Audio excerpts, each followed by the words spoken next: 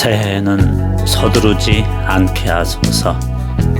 가장 맑은 눈동자로 당신 가슴에서 물을 깊게 하소서.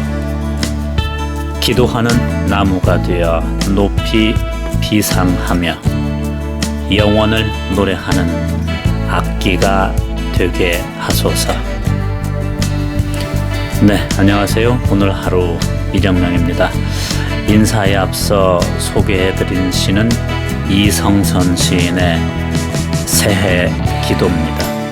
코로나 때문에 예전에 일출 장소에서는 해가 뜨는 것을 보지 못했지만은 우리는 각자의 환경에 따라서 일출을 보았습니다. 어떤 분은 차 안에서 또는 높은 빌딩에서, 그리고 또 어떤 분은 동네 산 위에서 장엄하게 떠오르는 새해 해를 맞이했습니다. 그러면서 기도했겠죠.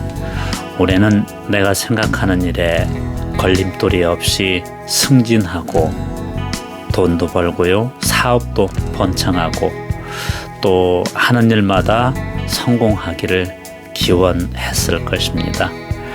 그 가운데 무엇보다도 건강에 우선순위를 부여했을 것입니다. 여기에 시인은 한 가지를 더했습니다. 조용히 내면을 바라보면서 깊은 곳에서 우러나는 사랑으로 영혼에 대한 기원을 표현했습니다. 시인들은 이렇게 자신이 가진 맑은 심성으로 밝힌 빛을 사람들에게 아낌없이 나눠주고 있습니다. 뜨겁게 타오르는 2022년 첫 해를 바라보면서 기도한 내용을 한 단어로 표현을 하자면 행복이라고 말할 수 있을 것입니다. 몇 년 전에 미국의 갤럽에서 여러 나라의 행복을 측정하면서 질문한 내용이 있어서 잠깐 소개해드리겠습니다. 5가지 질문이었습니다. 첫 번째는 어제 하루 당신은 다른 사람들로부터 존중받았습니까?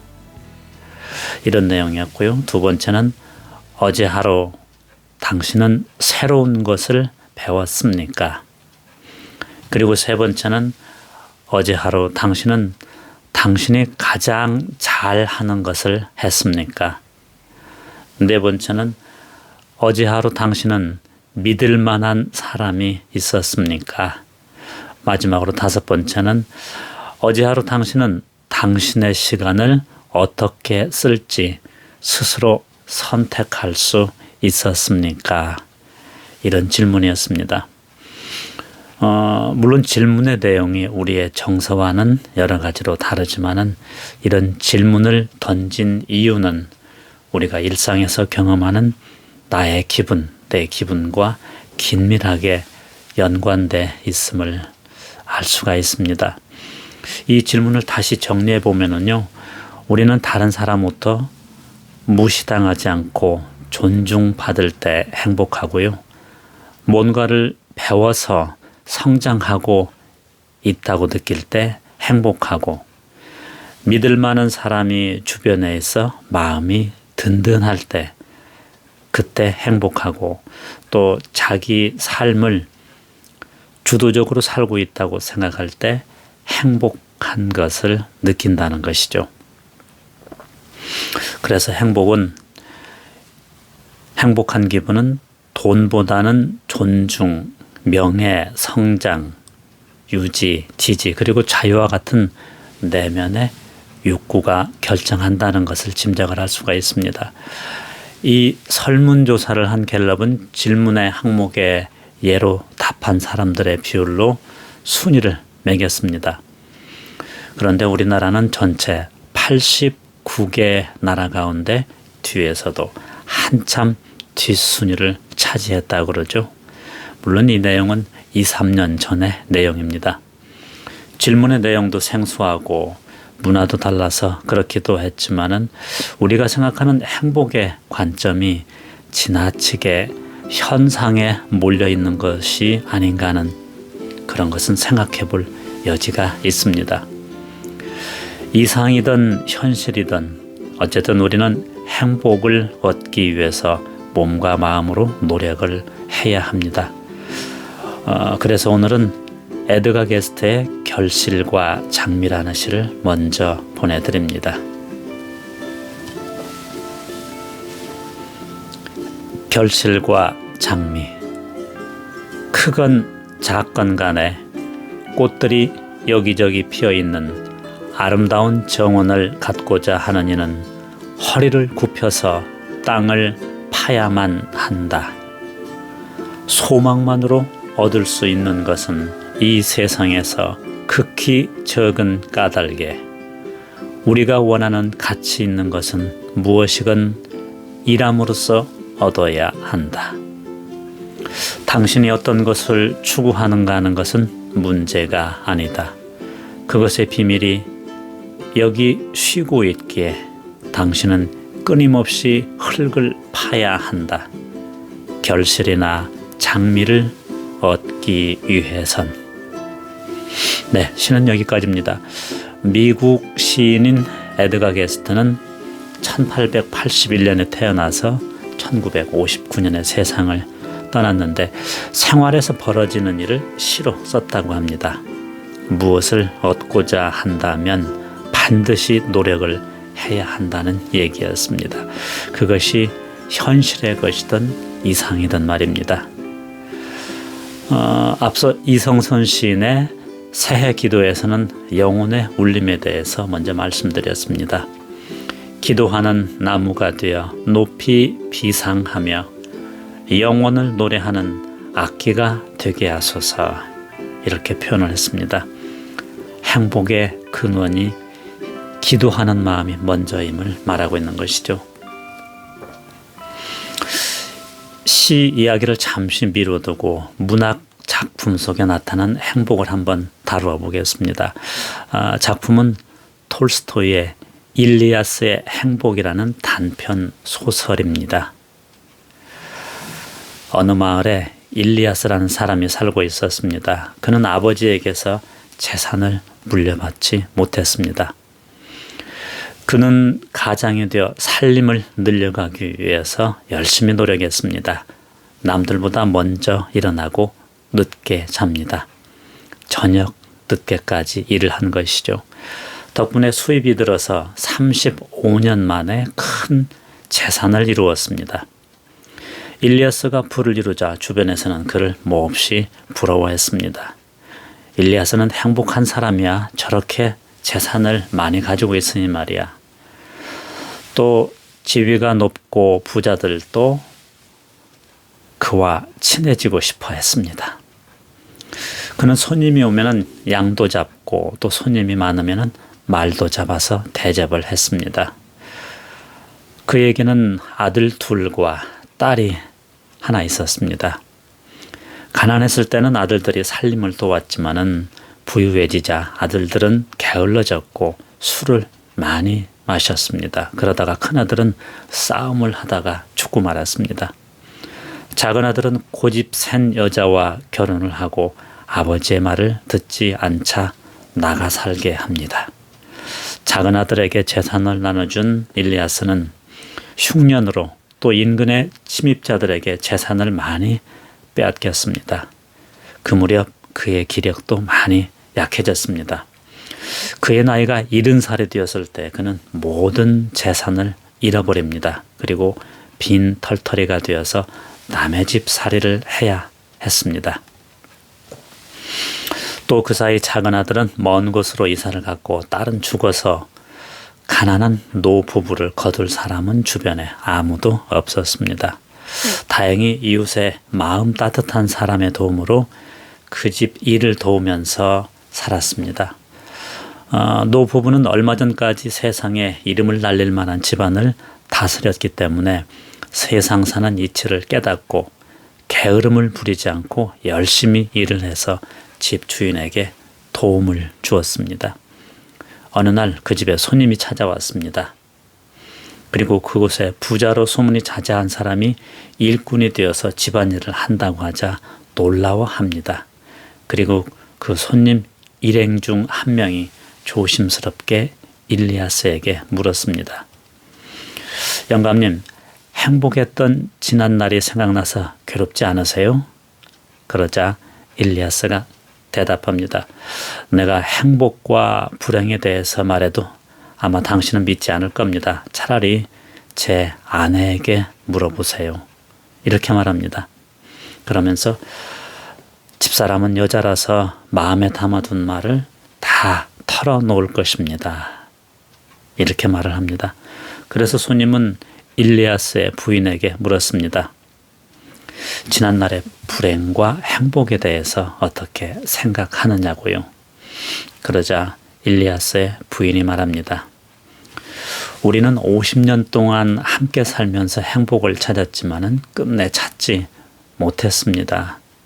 그리고 이렇게 빈털터리가 되어서 남의 집에서 지금 2년째 살고 있지만은 이제야 진정한 행복을 찾았습니다. 우리는 더 바랄 것이 없이 지금 몹시 행복합니다. 일리아스 부인의 이 말을 들은 주변의 모든 사람들이 깜짝 놀랍니다. 그리고 부인의 주위로 모여듭니다. 일리아스의 부인은 말을 계속합니다. 50년 동안 행복을 찾았지만 넉넉할 때는 찾지 못했습니다. 보이지 않았어요. 그런데 이제 찾았습니다. 이제 빈 털터리가 되어서야 말입니다. 풍족하게 살 때는 한가한 시간이 별로 없었어요. 서로 이야기를 나누거나 영혼에 대해 생각할 시간도 또 신에게 기도할 시간도 없었습니다. 그 대신에 항상 걱정거리가 많았습니다. 손님이 오면 무엇을 대접해야 하나, 무슨 선물을 드려야 하나.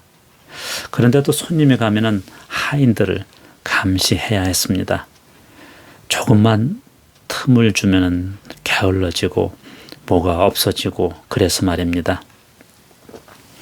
사실 물건들을 지켜야 하고 남을 의심하면서 하는 이런 행동들은 죄를 짓는 것이죠. 또 있습니다. 늑대가 말을 물어가지 않을까 걱정이 되어 잠도 제대로 자지 못했습니다. 그래서 밤중에 일어나 이리저리 돌아다녀야 하고 그러다가도 이제는 됐겠지 하면은 겨울 양식 준비를 해야 하고 그러다 보니까 영감하고 싸우기도 합니다. 그러나 지금은 잠자리에서 영감과 함께 그날 일에 대해서 이야기를 하면서 잠이 든답니다. 말다툼할 일도 없고요. 걱정할 일도 없어요. 오직 머릿속에는 어떻게 하면 주인에게 도움이 될까 그런 생각만 한답니다. 주인에게 도움이 되기 위해서 즐겁게 일을 하고 있지요. 이제는 신에게 기도할 여유도 있습니다. 하느님께서 우리에게 가르쳐 주신 진실입니다. 네, 여기까지가 이야기의 내용입니다. 역설적으로 전 재산을 다 잃어버리고 불행할 줄 알았던 일리아스가 행복을 찾은 내용인데 결론은 해피 엔딩입니다. 그래요. 결국 행복은 우리의 마음에 달려 있고 우리의 영혼도 챙겨야 한다는 그런 얘기입니다. 앞서 소개해드린 이성선 시인의 새해 기도 후반에는 이렇게 시작이 됩니다. 새해엔 가장 고독한 길을 가게 하소서.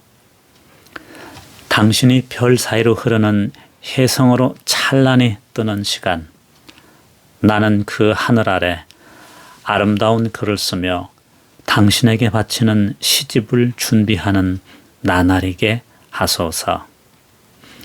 이성선 시인의 행복과 일리아스의 행복은 삶의 태도에 달려 있음을 보여주고 있습니다. 물질의 소유가 아니라 영혼을 가꾸는 일에 행복의 비중을 두고 있는 것이죠. 그런데요, 영혼을 찾아, 아니 평화와 행복을 찾는 길이 시인이 말한 어쩌면 고독한 길일 수도 있습니다. 그래서 이제 오늘 하루 마무리는 이준관 시인의 구부러진 길을 보내드리면서 맺겠습니다. 구부러진 길. 나는 구부러진 길이 좋다. 구부러진 길을 가면 나비의 밥그릇 같은 민들레를 만날 수 있고 감자를 심는 사람을 만날 수 있다. 날이 저물면 울타리 너머로 밥 먹으라고 부르는 어머니의 목소리도 들을 수 있다. 구부러진 하천에 물고기가 많이 모여 살듯이 들꽃도 많이 피고 별도 많이 뜨는 구부러진 길. 구부러진 길은 산을 품고 마을을 품고 구불구불 간다. 그 구부러진 길처럼 살아온 사람이 나는 또한 좋다. 반듯한 길 쉽게 살아온 사람보다 흑투성이 감자처럼 울퉁불퉁 살아온 사람의 구불구불 구부러진 삶이 좋다. 구부러진 주름살에 가족을 품고 이웃을 품고 가는 구부러진 길 같은 사람이 좋다. 네, 구부러진 길은 여유를 말합니다. 소중한 것은 주변에 여유를 갖고 보아야 하고요. 더불어 함께 해야 보이는 지혜를 말하고 있는 것이죠. 지난 연말에 제가 말씀드렸던 내용 가운데 올 한 해도 한 박자 느리게 가자고 말씀을 드렸었습니다. 바로 느림과 여유에 행복이 있기에 또 영혼과 함께 가야 행복하기에 그렇게 말씀드렸었습니다.